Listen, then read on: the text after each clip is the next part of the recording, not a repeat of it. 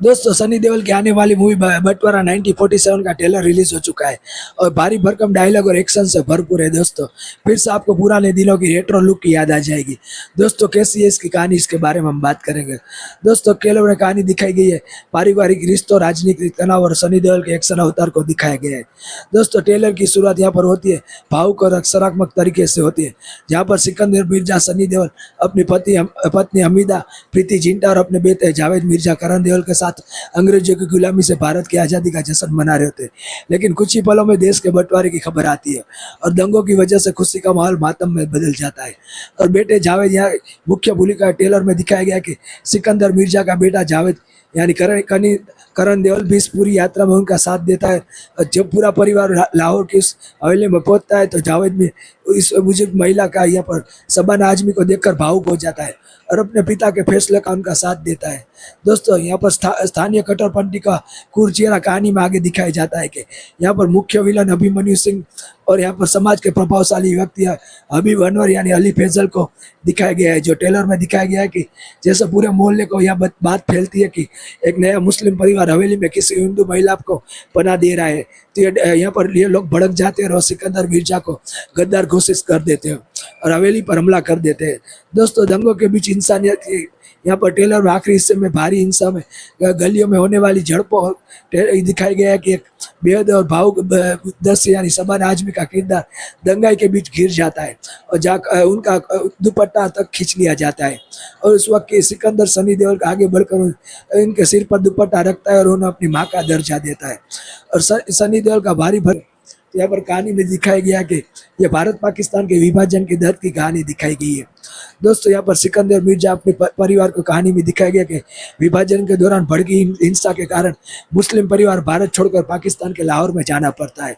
और यहाँ पर दोस्तों लाहौर पहुँचने पर सरकार की तरफ से उन्हें रहने के लिए एक बड़ी आलीशान हवेली अलॉट की जाती है और हवेली पहले हिंदू परिवार की थी।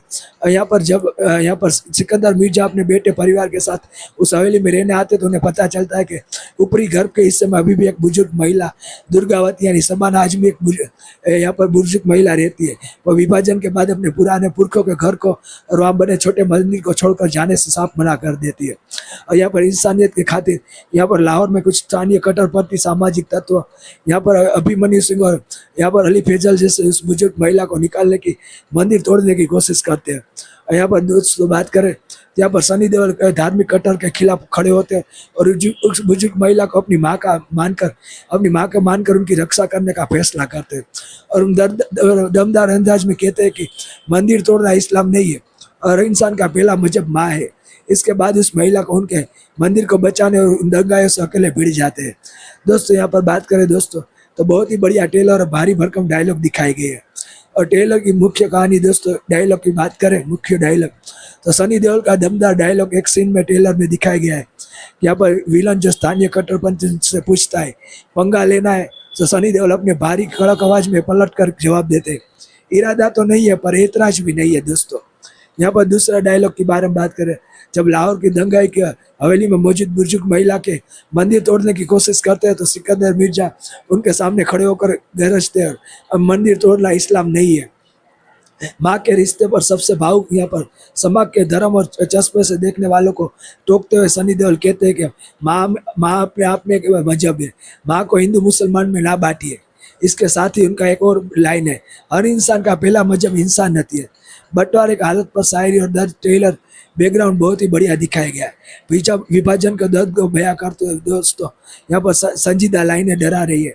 यहाँ पर बहुत ही यहाँ पर बात करें तो यहाँ पर ये फिल्म राजकुमार संतोषी ने डायरेक्ट की है और आमिर खान प्रोडक्शन में बनी इस फिल्म को AR रहमान का संगीत दिया गया हुआ है। दोस्तों बैकग्राउंड में AR रहमान का म्यूजिक और यहाँ पर उसके गाने भी बजते हैं और ये फिल्म 14 अगस्त को सिनेमाघर में रिलीज होगी। दोस्तों इसके भारी भरकम डायलॉग और एक्शन से भरपूर ये दिखाया गया है।